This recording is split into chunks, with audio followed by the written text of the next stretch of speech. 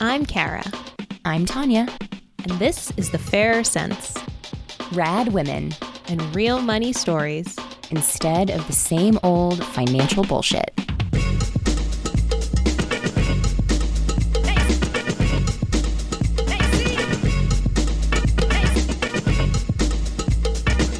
This week, wrapping up season 1 and a big old thank you.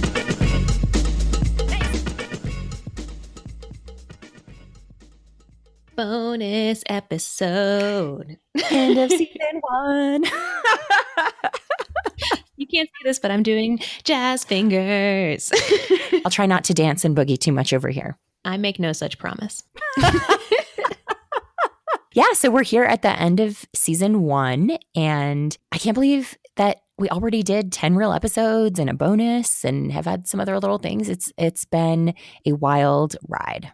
It really has been. I can't believe we're wrapping up season 1. It feels surreal. I'm like, no, we have so much more. And we do. Season 2 is definitely happening, but man, season 1, you beautiful, magical thing.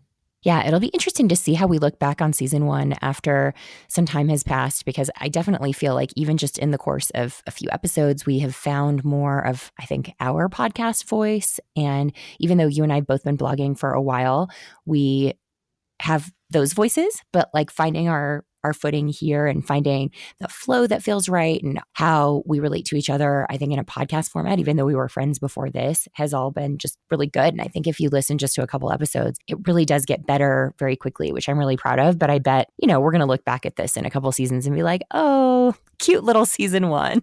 Yeah, babies. We were such babies in season 1. Yeah, let's hope. Let's aspire to that we're going to get that much better and look back on this and go like, okay, that was a lovely start. Yeah, you got to start somewhere. That's what my grandma always says. She's like, you have to start at the bottom and work your way up. And I have definitely done that with this podcast, because when you initially approached me and said, do you want to do a podcast together? I was gung-ho, yes, but I was also like, I have no skills. Like, I don't know anything about this. I have no audio history or skills or experience. So it has definitely been a steep learning curve at times for me.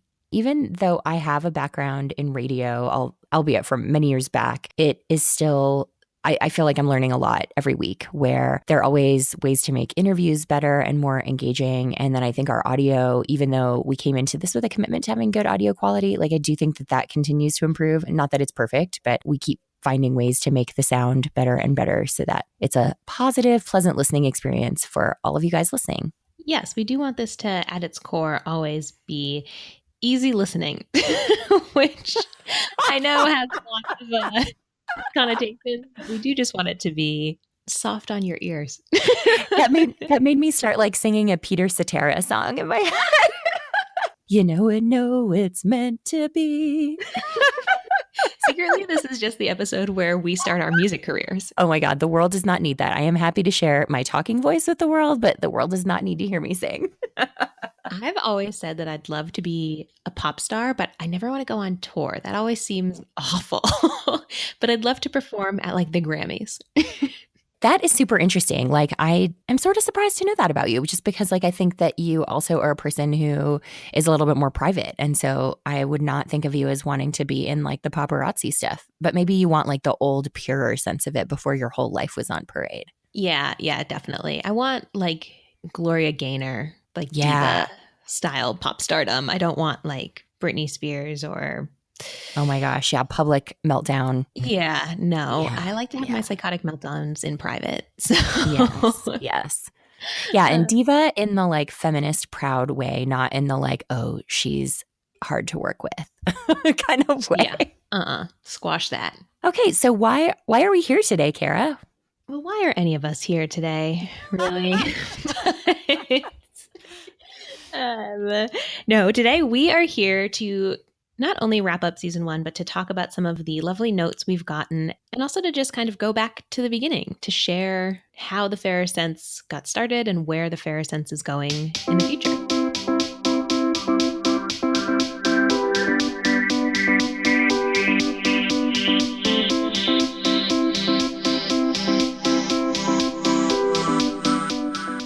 So as I remember it, I think you emailed me possibly you texted me. Don't know how, but you reached out to me and said, do you want to start a podcast? And I said, Yeah. yes. Yeah. And a little more backstory for folks. So Kara and I are in a mastermind group. We hadn't been in the mastermind together all that long, right? Just a couple of months. But every time that we would get on, I would always feel like, man, like I just love talking with Kara. And we always seem of similar minds about things, but also have different interesting perspectives because like I'm sort of at this culmination point in my financial journey and you're a little bit earlier on it. I think like what struck me in those conversations was you kept talking about the narrative that you were carrying around that you're broke. And I remember having such a visceral reaction to that because I was like, no, you're not broke. You're just like at a different point in your journey, but you shouldn't let that define you. And that gave me this idea that like we could do this podcast and talk about the journey and sort of like how we can all be at different points in the journey. And that was my very like poorly developed half-assed idea when I reached out to you. And I think your initial reaction was like, cool, but I don't totally get it, which I'm thankful for because I think ultimately like that helped us get into a deeper discussion that made the podcast better. I remember we had a lot of talks at the beginning about what we wanted to do with the podcast, how we wanted it to flow. We didn't pick out specific topics, but how we wanted to structure each episode. And we spent a lot of time going back and forth between, well, we want to share different points on the money journey. We want to shed light on stories we don't commonly hear. And we also want to really focus on the fact that we're both women and we want to bring more women-centered stories to the podcast. And from there, I mean, those early recording sessions where I was still in the closet and we would spend like an hour or two talking to each other and like going over a lot of things and just kind of fleshing it out. And it was great. And really, I mean, I credit the podcast we have today with working through a lot of our thoughts and half-baked ideas and some kinks early on in those hot summer months in the closet. Just to give people perspective, and when Kara says in the closet, if you didn't listen to episode 1, it doesn't mean like in an LGBT sense. Like she was literally sitting in her closet in her bedroom recording to try to muffle sound. Yeah, trying to create that budget studio sound. Yes, you do what you got to do. But yeah, like just to give you a sense of what that actually means of a lot of time, we didn't launch this podcast until early November, but we were recording audio back in August. And so we did a whole bunch of like fake episode records thinking that we would use some of that stuff. But I think ultimately, like there were probably some cute moments in there, but we ended up scrapping all of it because we just felt like it didn't quite capture what we wanted. And as we talked more, we realized like we really wanted this to be pretty blatantly feminist, that was what we wanted to focus on, and that the different places we're each in our journey could inform the story and would certainly affect how we come at some of this stuff and affect how we see some of these things. But that this was really about women, and especially as we thought more about it and we thought like this is something that we don't think is out there. There are lots of podcasts out there that are talking about women in empowering ways and saying like, how can you be the best you can be with your money? And we were like, yeah, that's cool. We don't need to give financial advice. Let's talk about the bigger issues that affect our money rather than just kind of the like, you go girl stuff.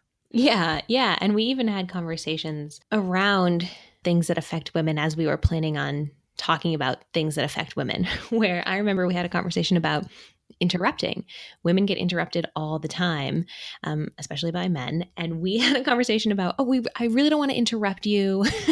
Like, I want the flow. Of the podcast to be that you have a chance to speak and I have a chance to speak and we respect each other's voices and sounds, which I think you hear in the podcast. We do long stretches of talking, such as right now. And I don't know what you're talking about.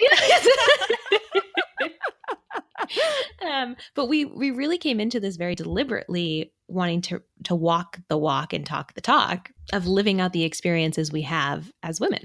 I think it's funny because I think a lot of that for me had to have been colored by spending a ton of time on conference calls at that point in my life when I was still in that really intense final stretch of my career where my experience on conference calls was just constantly getting interrupted or like not being able to break in. I was living that reality every day. And so the thought of like coming into a podcast and interrupting each other, I was just like, no, we are not going to replay that. We are going to have like a space where we are each respected and each get to like speak our part. And now, of course, I'm like, oh yeah, like I don't feel the interruption thing on a day-to-day basis anymore. And so like that seems overblown. But I still think that was a really important principle for us. But it tells you, why like I'm monologuing right now and I've been talking for approximately 60 seconds. And I'm glad we had that conversation because, like we've heard from a lot of people who have listened to the show, I mean, these are conversations we're having in our regular lives. These are experiences we're having in our regular lives. And while I applaud all of those female-led podcasts out there that are telling you how to negotiate like a boss and make more money and achieve your dreams, we were really interested in just having a podcast about the experiences that we have as women around money and how that makes us feel, how that makes us act, how other people in our lives affect our decisions. And I think that we've been able to really bring that to life. Yeah, which I think really speaks a lot to how we decided to approach interviews. Like, I hope you guys have noticed and have felt this, that we don't have people on and say like, okay, tell us about your cool new project that you're doing. Like Kate was on last week and she has an amazing new book that's out, which I did plug in the intro, but like the conversation wasn't about that. And when we had Liz Thames from Frugal Woods on, Kara, you interviewed her, like we didn't really talk about her book either. It was a conversation about privilege. Like to us, we might have some of the people on the show who you've heard on other podcasts or who are prominent voices in the personal finance blog space. But like, it's never just going to be sort of like, okay, tell us your PR talking points. It's like, let's speak to each other as women and talk to our experiences here. But I think it's also why we've been so committed to having non-bloggers on and people who aren't like the regular fixtures in the podcast circuit, which I'm totally guilty of being myself. So no shade there. But we just wanted to have very different kinds of conversations. We definitely did. And we still do. You'll definitely get more of that in season 2 and season 3, 4, 5, 6, 7, 8, 9, 10. Season infinity.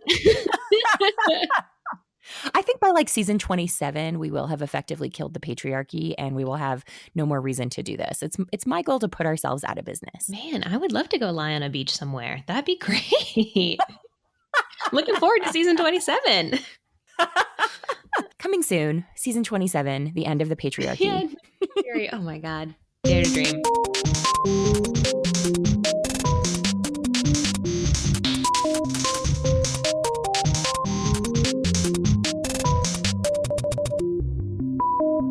One of the very first emails that we ever got was from a woman, initials MK, and she wrote us this lovely sentence. I've been fangirling about the Fairer Cents ever since it was announced. As someone who is in the FIRE community and a modern feminist fighting the patriarchy, I was excited to hear the content, and it was more than I could have hoped for.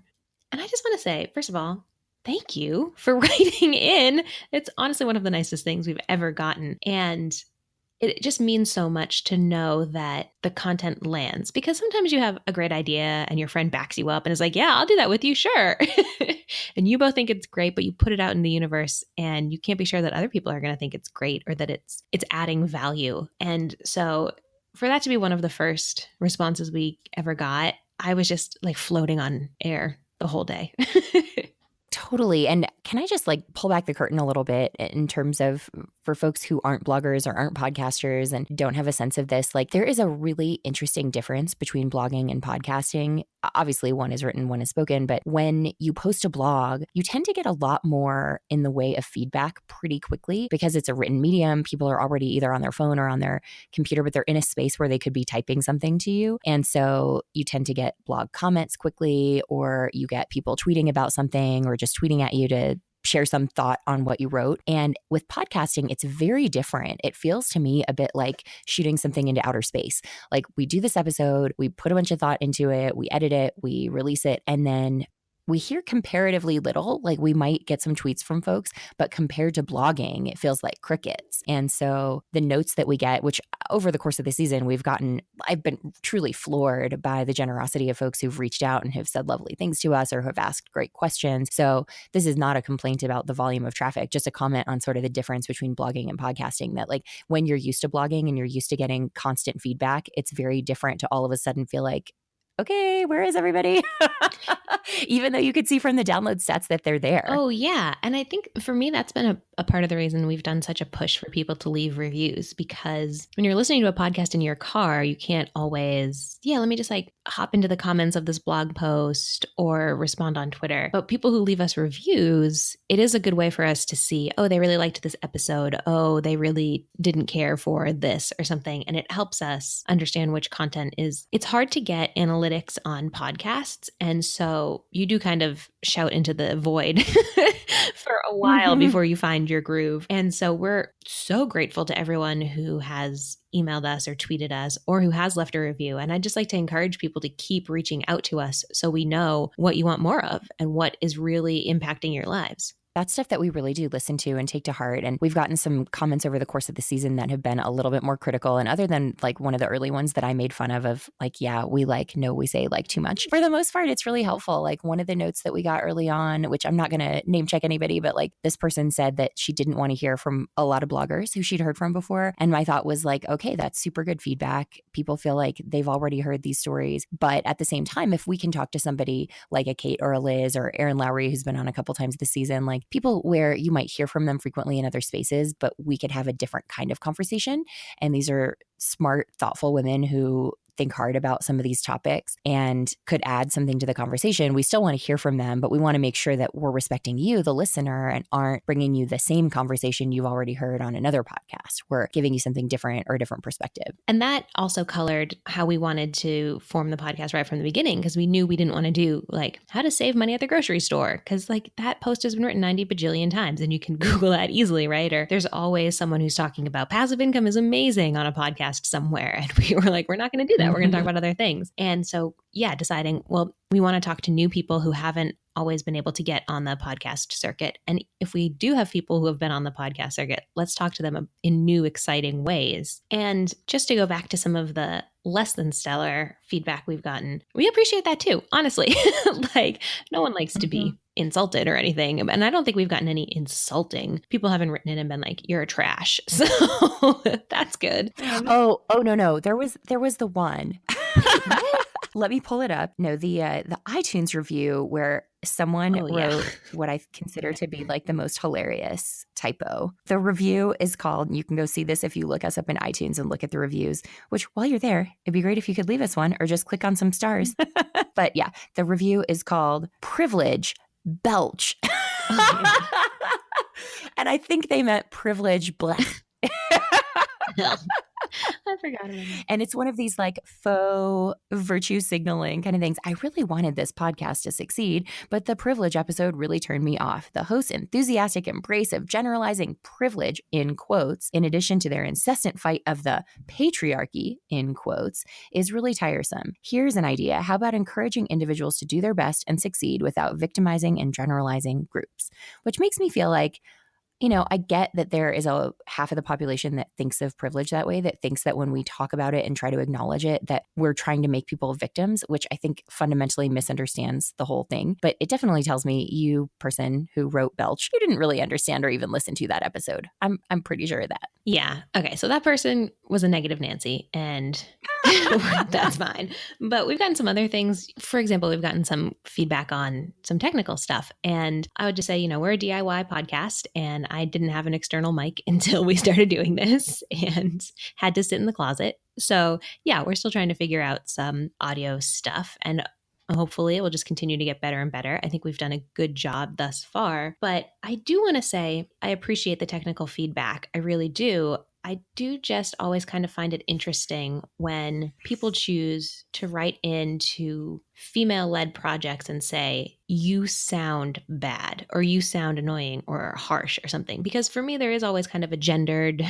line to that. We live in a world that says women talk too much, or women have vocal fry and that's annoying. Women's voices are ditzy or Valley Girl-esque, right? I mean, honestly, if you are going to do an impression of someone who you think of as vapid, it's totally going to sound like this, right? You never do what is the dude voice equivalent? I don't even know. Right. And so while I want to continue to encourage the tech folk out there to tell us how to improve our sound. I also want to ask people, if you're listening to us and all you can think, man, these female voices are so annoying, understand that that is not in a vacuum, that you're getting that because we do live in a patriarchy, because we do live in a world that punishes women for speaking out. And so I just wanted to say that. I think it's just like about examining our own thoughts, because the socialization that we all have is really invisible to us, and we have to take a big step back and be willing to look at things or ask hard questions of ourselves to see the impact that that stuff has. Like if someone's tempted to send something to us and say, oh, you say like too much. Like when was the last time that you wrote to a male podcaster and said that? If you did last week, then cool. Then maybe you are truly like an equal opportunity critic and good for you. But as Kara said, like this is the world we live in. Women are often told to be silent. Like one of my favorite junk food movies, Love Actually, every year that I watch it, I like it less because it's clearly true that the women who are held up as positive in that movie are silent. Colin Firth's love interest, Aurelia, is literally silent. She doesn't speak English until the very, very end. And then like Keira Knightley, who's like kind of obsessed over by the creepy best friend, like she speaks very, very little in that movie. And she's just like loved even though he doesn't know her. Those are examples where just like women are often valued for silence. And so it is worth asking, not just about this podcast, not just about us, but like in all instances, if you're inclined to give feedback like that, just to examine that a little bit. Our point with this whole podcast is to make people think. Wait, I don't want to say that. Our point is to make people think. That sounds really, that sounds awful. We want everyone to be in like thinker pose, like kind of like Tebow. Oh God, no. While you're listening, forehead on your fist. Do it. And it's interesting, and it actually leads me to another, I hope I'm pronouncing your name right. Colin? Cauglin? Or Coughlin. Who knows? Coughlin. I'm not sure. Please send another email with your name spelled phonetically so that I know how to say it next time. Congrats on having a cool name spelling. Yeah. But she wrote in, and she wrote this fabulous email to us that had a lot in it, but she is in a heteronormative relationship and wrote about how oftentimes she does more cooking than her husband, who also happens to earn more money. And she said cooking is an interest for her. It's a passion, and she has more time to do it. And it's kind of a tension for her because cooking, the woman cooking, falls along traditional gender lines. And she occasionally feels like a bad feminist because her lifestyle is one where her partner makes more and his income is able to help them move towards their financial goals faster. And she feels like, I'm not always contributing as much. I thought that was an amazing bit of feedback because that's something I felt so many times, this tension between the facts of my life are this, and also these gender stereotypes and gender roles are the same thing. And am I a bad feminist because I cook dinner for my husband? No, of course not. But you do feel this like weird guilt tied up in it. And you want to be like, rah, rah, burning my bra, sisterhood. But you're also like, I enjoy making meatloaf, or whatever. And I just really appreciated that feedback because those are the tensions that we've been trying to explore. And those are the realities for so many women in so many walks of life. So I really appreciated that. That was some feedback that really made me think. I love that note. And make that meatloaf if that makes you happy, or the tofu loaf, or the like soy-free nut loaf, like whatever you're into. Yeah, no, and I think we tried to address that kind of thinking pretty early on, like right away with episode 2 when we talked to our partners. Like we're both women who are strong and feminist, and yet we are both, or in my case was, out-earned by partner, and you're out-earned by T-Bone, although I know you have big goals for this year and I believe in you. But the goal of this is never to make any of us feel like we're bad feminists. Like any progress we can make is good and helps us all collectively. And we really would just want to have these conversations so that we can all look at things of like, where can we make change in our own lives? Where can we be positive forces for others? And not like, let's critique women who like to cook or women in relationships that happen to have chores that break out on traditional gender roles. Like I know they for sure do. Like anything outside the house or anything car, I'm like, Mark, that's you. And anything in the house for the most part is me, except for dishes, which he always does and is awesome. That's not because we were like, oh, what are the women jobs and what are the man jobs? Those are just like the things we each wanted to do. Like I care a whole lot more about how clean the bathroom is than I do about whether like there are weeds in the front yard. Mm-hmm. And yeah, I think it's about also just expanding the conversation too. I mean, if one person listens to this and has an experience of, oh, I never thought of that before, I never thought of it that way before, that's awesome. I mean, to me, that is the ultimate goal in so much of my life. I am definitely a person who sees every moment of my life as a teachable moment. I mean, we were out last night for T-Bone's birthday, and in Texas, there's this phrase, come and take it, which the Texas rebels used when they were fighting Mexico to be like, come and take it, even though it was Mexico's land. And it's just like a very, very problematic history, but Texans love it. And, the Texan identity is bonkers, y'all. I'm sorry. I'm so sorry. We can get into it another time. But I had this conversation with one of T-Bone's friends where he was like, he couldn't understand why someone would be offended by the come and take it motto, even though part of the thing that these Texans were fighting for was slavery. They were like, we want to own slaves. And I was like, please understand that people looking at this are going to have different experiences because we're not all straight white men and thinking, this is so cool. It fits so well on my beer can. Which it's on the Lone Star beer can now. And anyway, all of this to say that I take any teachable moment I can to say, hey, let's rethink this. Let's come at this from a different direction. And that's what we do here on the podcast.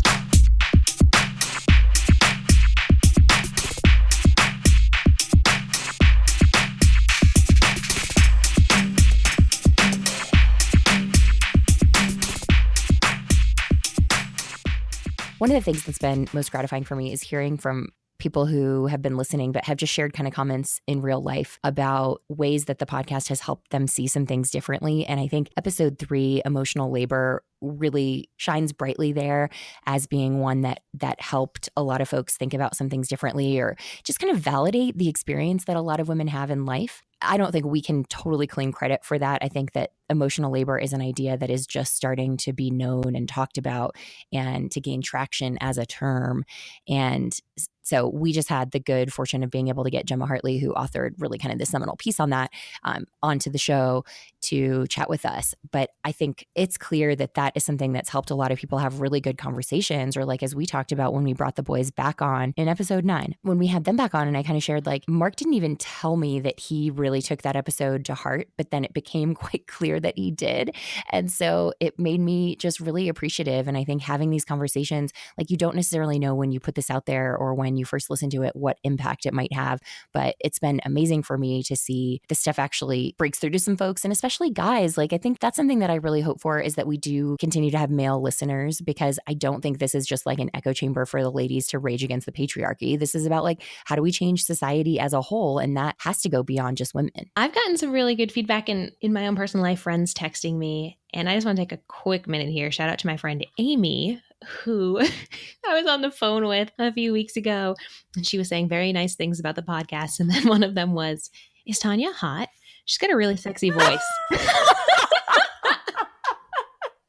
Hello, Amy.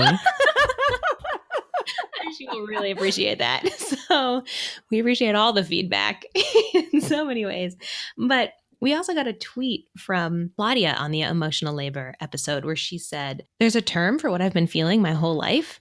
And I think you're so right. I mean, we each read Gemma's article and my soul ascended from my body during reading it. I loved it. I was so glad to be able to feature her and to be able to talk about emotional labor. Like I've said before, T-Bone and I have talked about it a lot in our relationship. I talk about it a lot with my friends and try to encourage them to talk to their romantic partners. But it is just another one of those common experiences that putting a name on and shining a light on is able to help people work through and think about and either choose to take action in their lives or choose to say, oh, this is already working well for me. Similarly, we got another quote on episode 6, changing the definition of success, where Caitlin tweeted us and said, this episode is like you guys went into my brain and pulled out all the things I've been thinking over the last 4 months, which is awesome. I love being in your brain, Caitlin.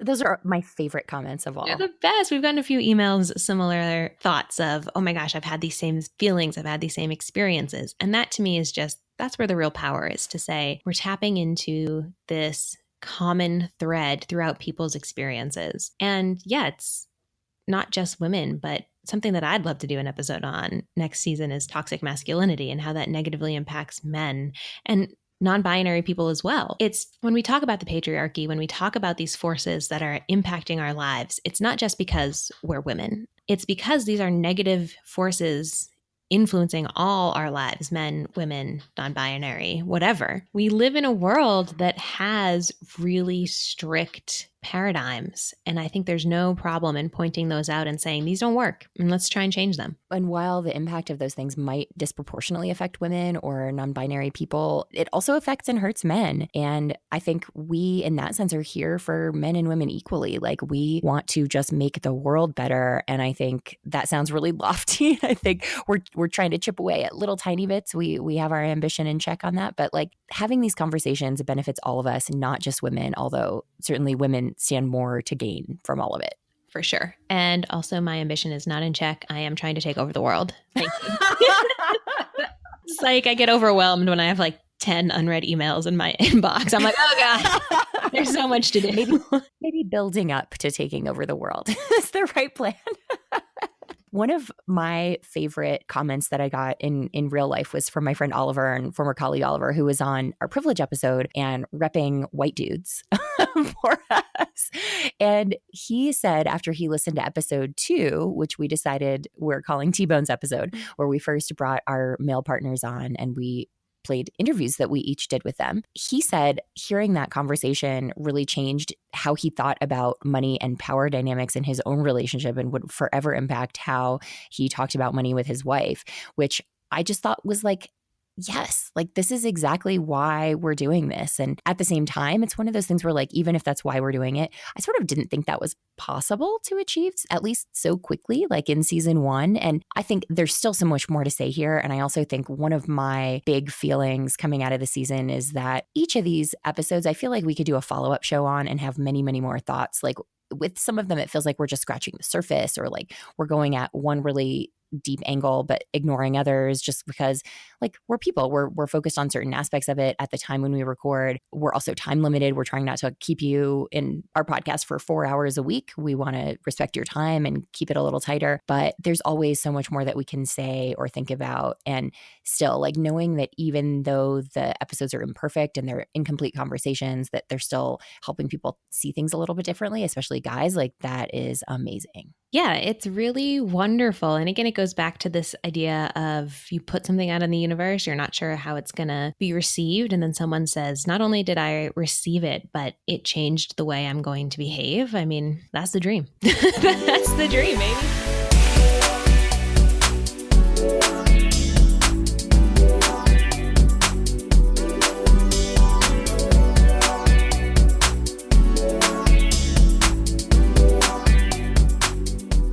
What is next? Great question. And something we are still trying to figure out.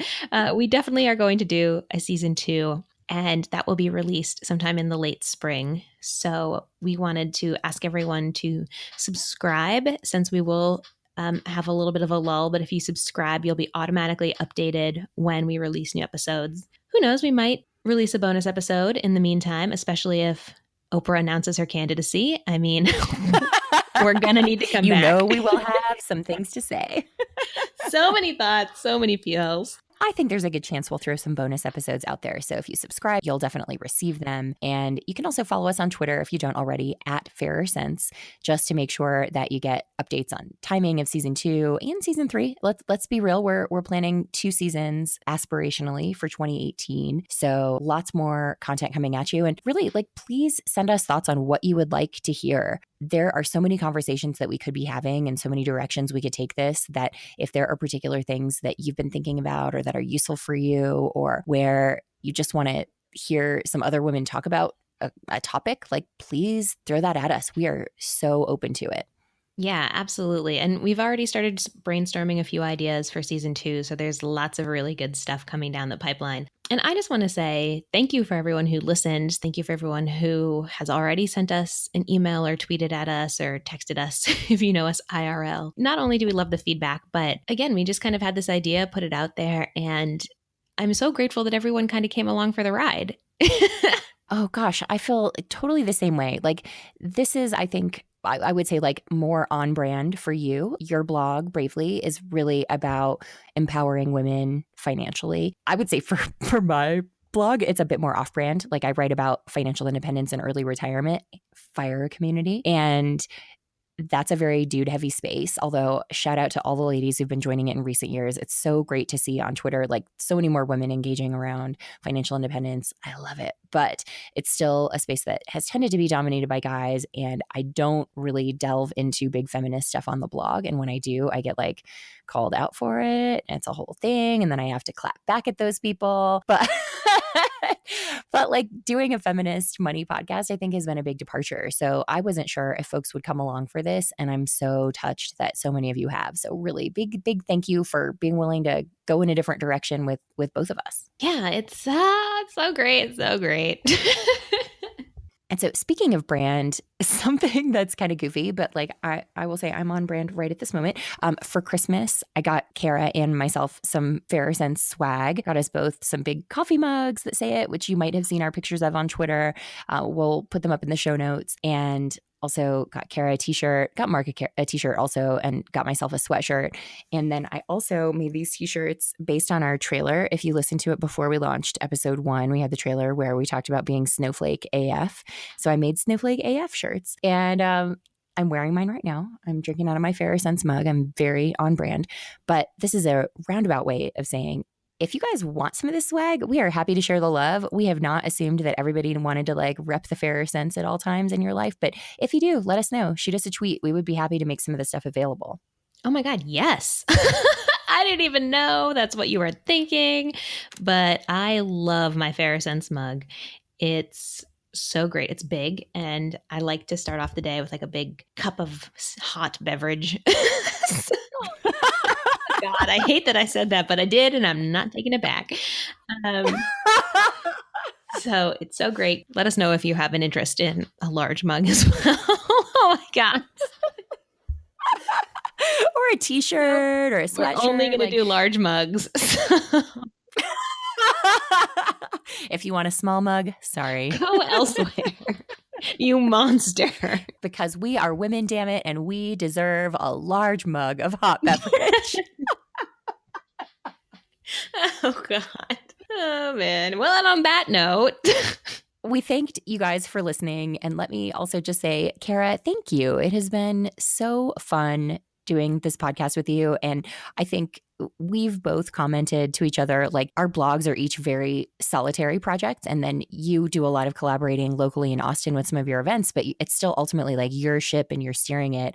And I think even though we've both felt like this is a really good partnership and we're a good fit working together, it's still an odd thing for us both who are used to working solo to have to work with any partner. And I just so appreciate how great you've been to talk through all this stuff with and to figure things out together. And I'm just really excited to continue this and work up to taking over the world. Baby steps to taking over the world. Yeah. I mean, same. So much same. I'm so glad that you reached out to me to do this. I'm so glad that we've been able to bring it to life. And it's been really easy to work with you. But also, yeah, really interesting to work with anyone on a long-term project. I do collaborate with people, but for one-off events, but to show up every week and record and for your patience with my editing. I mean, so great. So high five, virtual high five. Virtual high five. And hi to all of our listeners. Stay rad and stay tuned. Stay rad, you guys.